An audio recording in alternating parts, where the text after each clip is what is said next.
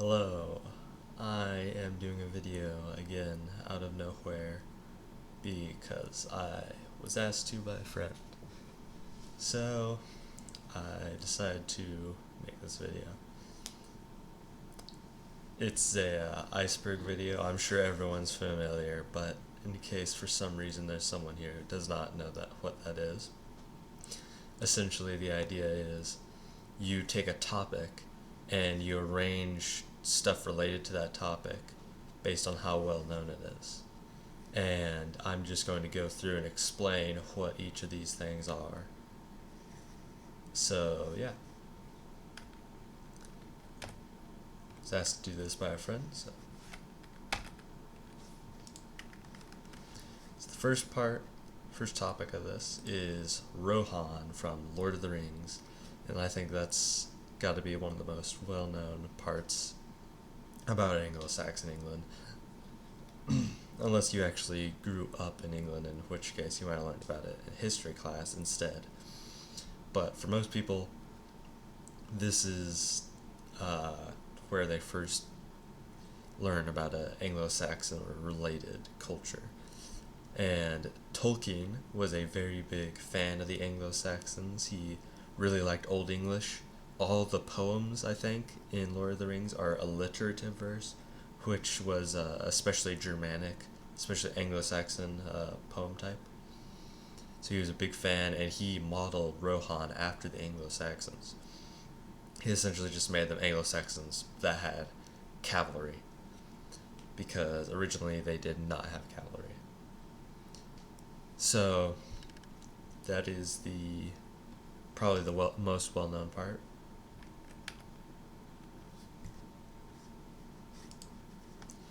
Moving on, we have the letters Thorn, Ash, and Eth.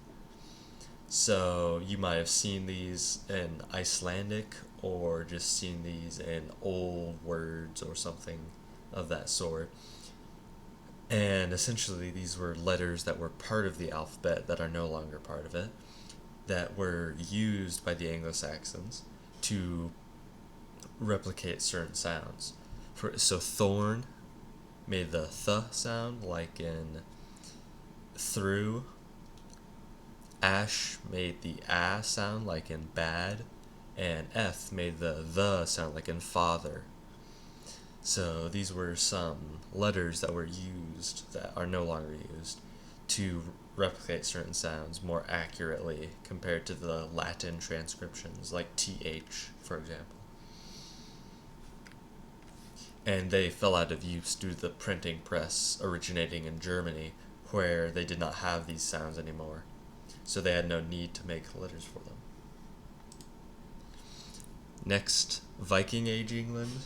Again, Vikings are a very popular subject. A lot of people know about the Vikings. And most famously are the Viking raids on England. And at the time, England was Anglo-Saxon when the Vikings were attacking them. So that's another very well-known topic relating to Anglo-Saxon England. So that's the tip of the iceberg, stuff that's pretty well known. Even people who have no interest probably know that. And now I'm going to move on to more less well-known things. So this is again a lot less well-known, but English people, they're the ancestors of them, and all Anglo-Americans and stuff like that, all originated from the Jutland Peninsula, basically Denmark. And the Angles were from the middle, the Jutes from the north, and the Saxons from the south. And these groups all migrated to England. Some stayed behind. The Saxons stayed behind and eventually got culturally assimilated by the High Germans and became like Low Germans. And that's where the Low German dialect comes from. It's slightly different. The Angles completely departed, and that's why they cover the most land by far. The Jutes also, some of them stayed behind, but they were eventually pushed out by the Danes. And they all went to England because it was a great barely protected land that was a lot more fertile than Jutland. Another thing is Beowulf. Beowulf is a very well known Anglo-Saxon poem, and it is written entirely in alliterative verse. As I said before, alliterative verse was the preferred verse for Germanic poems because rhyming did not really exist yet. So they used alliterative verse instead. And it's a very well-known poem, and there's also another letter here, which is win. As I was talking about letters that are no longer used, this letter is a lot more obscure. Win was used for the letter W because there was no W at this time. Originally in Latin, the letter V was used for wa and the sound oo, depending on context. But that context was a little more confusing in Anglo-Saxon. So they would use the runic win, which they adopted as a letter of the alphabet, to help distinguish that sound. But eventually this was replaced by people writing two V's or two U's, which is where the term W comes from. And that eventually replaced this, especially after the Norman conquest. And, I forgot to mention something, but again, the people of Anglo-Saxon England did not speak modern English, they spoke English. So, let me actually go back. My English is not amazing. It's Old English. But essentially this says Chwatwe Gardenum. I think it goes On Yar Dachum. And essentially, that sounds very different from modern English. It was way more Germanic because at this time there was no French influence in the language. It also had a much freer word order and generally did not use articles, which is like the. So like you wouldn't say the dog, you would just say dog, or rather hund. Of course, this changed later on, but depending on the era, of course, because Old English existed for over half a millennium. So it changed over time. But generally it was far more Germanic and it had a lot more inflections and a freer word order. So yeah, that is what language they spoke. This is William the Bastard, also known as William the Conqueror by people who don't dislike him. He was as the name implies, a bastard. He was born in, that is, he was an illegitimate child. He was born in Normandy and eventually became the Duke of Normandy. So he was descended from the Vikings, but he was mostly a French person. And he was the one who led the Norman conquest of England in the year 1066. And people really did not like him when they conquered because he was well known as a tyrant. He was not seen as a good guy. He had hundreds of affairs with women he was not married to.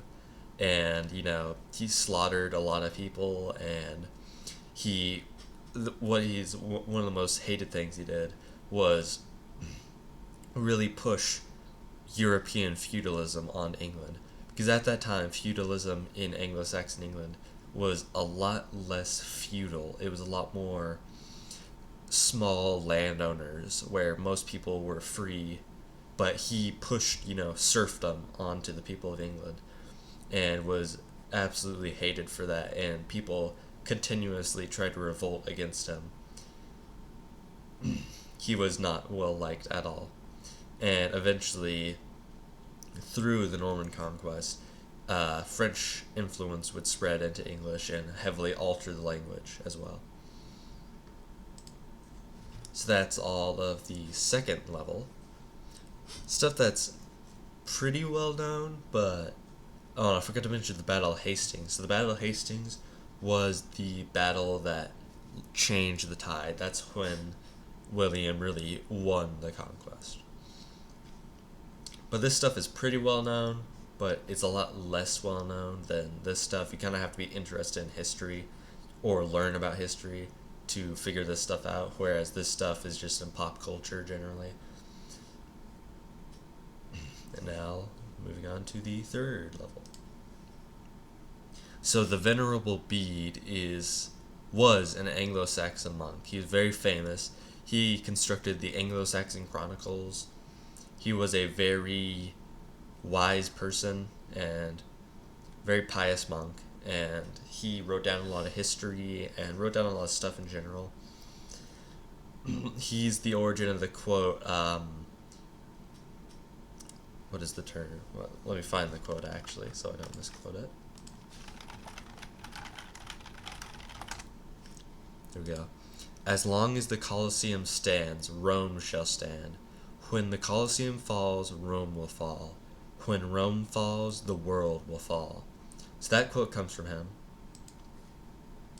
So he's not super well known, but he's fairly famous. He's a venerable, so he's quite popular. But yeah, he was a monk of the Catholic Church in Anglo-Saxon England.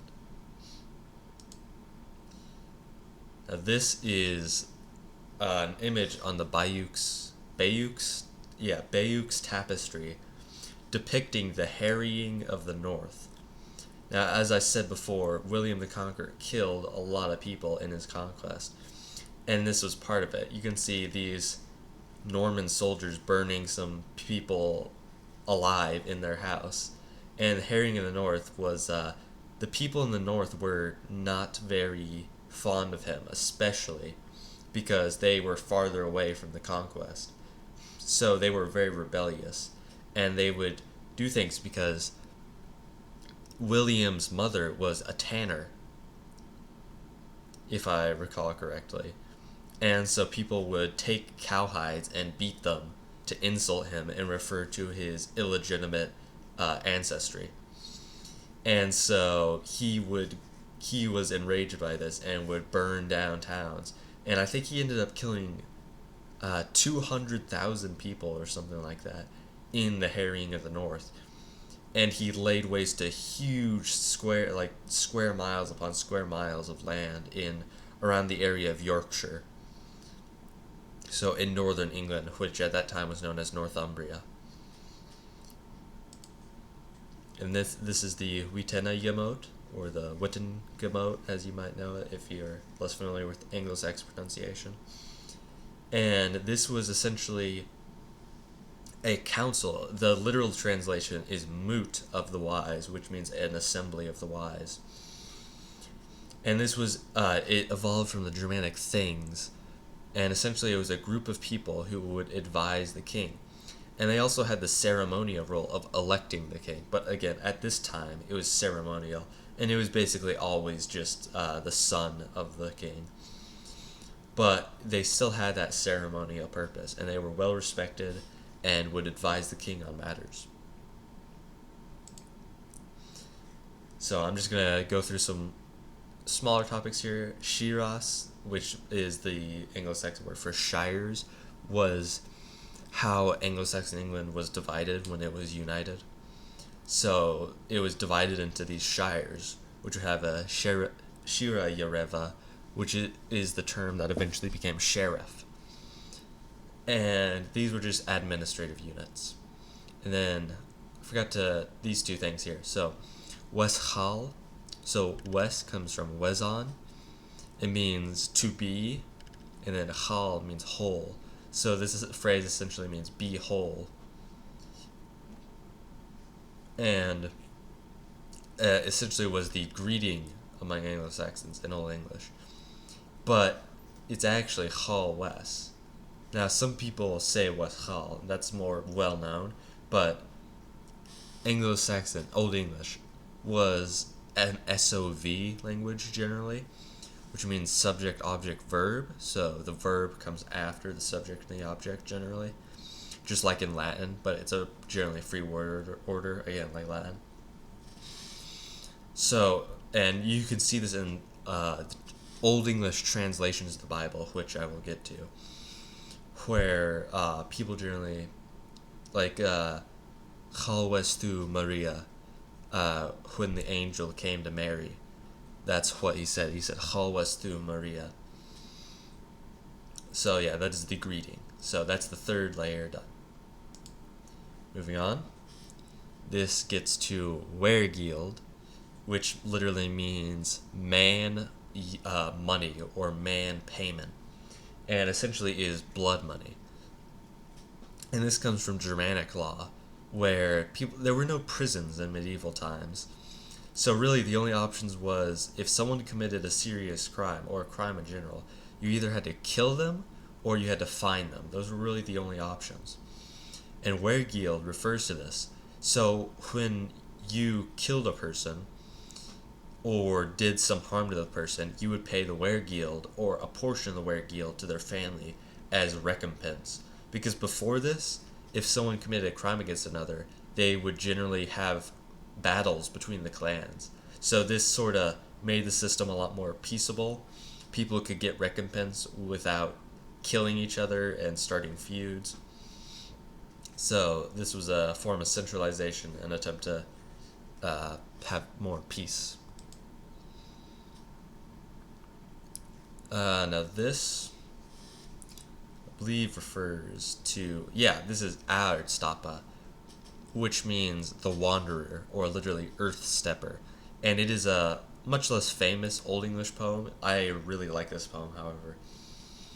And it is a very good poem. It's about a person who, I believe the person he was serving dies, and so he goes wandering, and he's very sad because he misses his lord, who was a very good, generous lord, and he is sad because he can no longer serve his lord. And it's quite a long poem, if I recall correctly. It's a very nice poem. It really illustrates Anglo-Saxon culture, which was a lot more Scandinavian back then compared to modern English culture. This is the 1075 Revolt of the Earls. So earls, or eorl, were the governors of shires, and this is when they revolted against the Normans, as I said before, which led partially to the harrying of the North, because people really did not like William Bastard, so they revolted against him all the time. So this shows their revolt against him. Now, I'm going to touch on one more subject, a few more, actually no, I'll do that later. This is the Varangian Guard. So the Varangian Guard, for those who know it, always gets portrayed as Old Norse, Vikings, but that was really only at the beginning, because after the Norman conquest, it became overwhelmingly Anglo-Saxon, because people realized, especially after the failed 1075 Revolt of the Earls, that they could no longer rebel and they were doomed to servitude. So many people fled England and joined the Byzantine Empire, especially as Varangian guards. And they survived all the way until the 1453 end of Constantinople and beyond, were guards of, to the siege, were guards of the emperor, the emperor of Rome. So yeah, they were the bodyguards of the Roman Empire. And yeah. So I want to make a few more notes and touch on these smaller things. So word is the Anglo-Saxon word for fate, and it was often personalized. I'm not sure if I'm using the right word. Personified as a woman. You might know the three fates from Greek mythology. Well, this was very similar. Or the three Norns from Old Norse mythology. And effectively, it was depicted as this woman who weaved the tapestry of history and fate. So, this is actually referenced in Ardstapa, but fate is often referred to as if it was a person, even after Christianization. It was not worshipped, but it was referred to as a person, personified. And then Fyrd is an Anglo-Saxon word for an army, and was essentially a system of raising an army in the Anglo-Saxon times. And I forgot to add on to this, but Another thing is colonization, not conquest. So, generally, places, they were colonized, not conquered. That's how the Anglo-Saxons came to England. They didn't just come in, and it's often depicted as a big war or a bunch of wars, but generally it's a lot more like the English colonization of the Americas and the United States of America pushing west, where people came in and they settled, and eventually conflict did erupt, but it was also many different groups. It was Angles, Frisians, which are kind of like similar to the Dutch people, Saxons and Jutes, and also Franks, which went on to form Francia and then France, but are not related to modern French people at all. And even Swedish people and others all came to England because the Romans had abandoned it, and they colonized it. And eventually there were wars, there were conflicts, but it was a colonization rather than a conquest, as it's often depicted. And it's also important to note the 1075 Revolt of the Earls, that is going to come up in the next layer. The last thing to note here is the Comet of 1066, which is widely believed to have been a omen sent by God, because this comet happened the same year. It was Halley's Comet. Halley's Comet? Yeah, Halley's Comet. And Halley's Comet passed by just before the Norman Conquest happened. And it was widely believed to be an omen sent by God to warn the Anglo-Saxon people of the bad things that were about to happen to them. And again, the 1075 Revolt of the Earls and its failure, and the people moving to the Byzantines, that will come up in the final layer, which we are now on. So this refers to the Wessex Gospels. Now, this is Hebrew text, of course, but this refers to the Wessex Gospels, which were a translation by West Saxon monks of the Bible into Old English. Specifically the Gospels, around just before the Norman Conquest. And yeah, you can find this if you look it up. You can read it today. But it is a translation of the Gospels into Old English, done by Catholic monks. And I'm also going to speak on this, is the Saxon Rite. So within Catholicism, there are 24, I think, rites. And while most famous are the Latin Rite, there are many different rites. So a lot of people think, like, oh, Catholic priests cannot marry. But this was generally a much later thing. Like, there are popes that were grandsons of other popes, for example. And clergy used to be able to marry. And this continued to be a thing, I believe, if I recall correctly, in the Saxon Rite. So it was basically the same as the Latin Rite, but it was just slightly different, slightly more unique. And I believe, if I recall correctly, clergy could still marry. And it was not until the Norman Conquest, where the Latin Rite was enforced on the people, that this was changed. Now this refers to Brittany. So the Anglo-Saxons colonized, and during this colonization there were conflicts, and the Celtic peoples, the Britons of the Isle, were pushed out. So Brittany originally was Gallic, which is French, essentially. But now it's known as Brittany because the Britons were forced out and they settled here. And they also settled in Galicia. So they were pushed out by the Anglo-Saxons, and this is where they settled. And now, this is actually back to the Anglo-Saxon Rite. I was supposed to talk about it here, but I forgot. So yeah, Anglo-Saxon Rite, unique. This is a Christianization of the Anglo-Saxons, actually. And what I will talk about here is, let me see if there's not... Okay, that's way ahead. My bad. So what I will talk about here is regiones. So regiones were these Roman divisions of the province of Britannia, and the Anglo-Saxons largely adopted these divisions as two things. So generally a group of people called essentially a clan would settle in one of these regiones, and they would settle here all as a clan and would take over governance of that region. And it was generally surrounded by a castra. And this is where Chester comes from. For example, Gloucester. That comes from the term castra, which is just Latin for a military camp.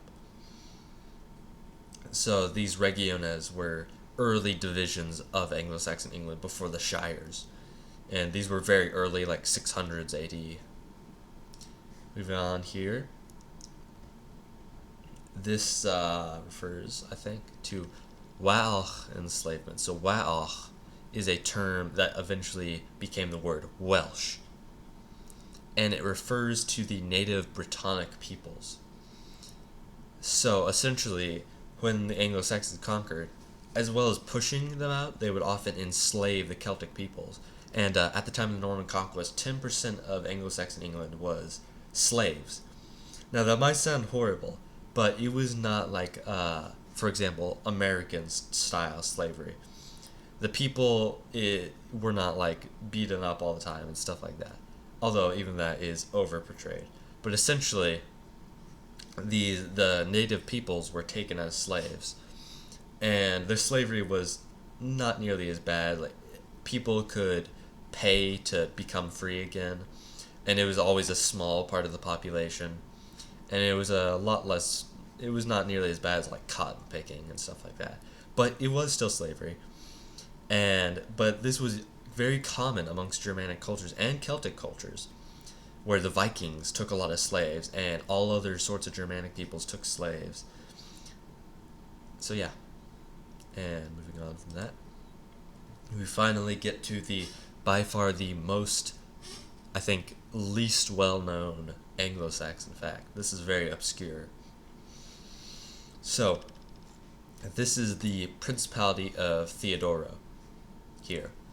And if you'll notice, I said that the 1075 Revolt of the Earls and the Varangian Guard would come back later. So after that Revolt of the Earls, a large amount of people, Earls, came east, and they did a service. They helped free Constantinople, which was having issues at the time.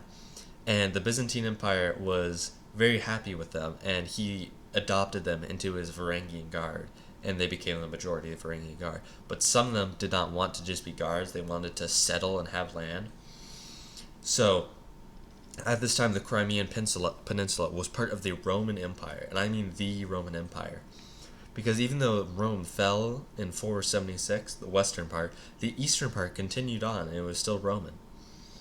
And they owned these parts of the Crimean Peninsula at the time. And essentially, the Byzantine emperor said, well, this part of the Roman Empire, it's been besieged by heathens. So if you go here, you can free this land, conquer it for yourselves, and I will give it to you, and you will be essentially my vassals of the Roman Empire. And so the Anglo-Saxons settled here, and they became Romans. They settled in this Roman land as vassals to the Roman emperor, and settled down as Romans. Many of the Anglo-Saxons did this. So eventually, this was actually the last part of the Roman Empire to fall. So in 1453, Constantinople fell, and this was the last part of the Roman Empire that survived. Around 1475, some over 2,000 years after Rome was founded, this was the last part of the Roman Empire to fall. So the Anglo-Saxons were actually the last Romans. They were the last people who fell and lost the Roman Empire to the Ottomans and other Muslim peoples. And there you go. That is the Anglo-Saxon iceberg explained.